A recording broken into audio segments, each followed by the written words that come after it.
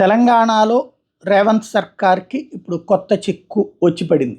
ఏంటంటే అప్పుడే ఒక ఆరోపణ అని చెప్పాలా, ఏదైతే కొత్త రకం బేర్లు తయారు అన్నటువంటి కాన్సెప్ట్ ఏదైతే వస్తుందో, సోమ్ డిస్టిలరీస్కి ఇస్తున్నారు అన్నటువంటి ప్రచారం ఏదైతే జరిగిందో, అది వాస్తవంగా రేవంత్ సర్కార్ ఇంకా నిర్ణయం తీసుకున్నట్లేదు. కానీ ముందుగానే తెలంగాణ రాష్ట్ర సమితి అలియాస్ భారత రాష్ట్ర సమితి అవినీతి ఆరోపణలు కుమ్మరించింది.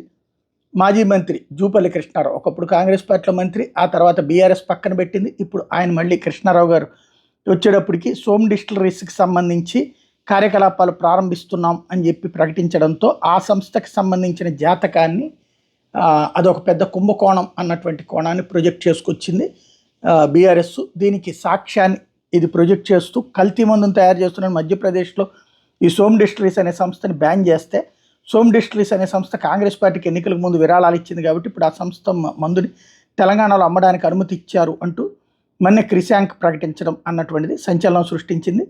ఇక కొత్త అవినీతి ఆరోపణల్ని ఎదుర్కోవడానికి సిద్ధపడక తప్పదు. దానికి సమాధానం వీళ్ళు ఏం చెప్తారన్నటువంటిది చూద్దాం.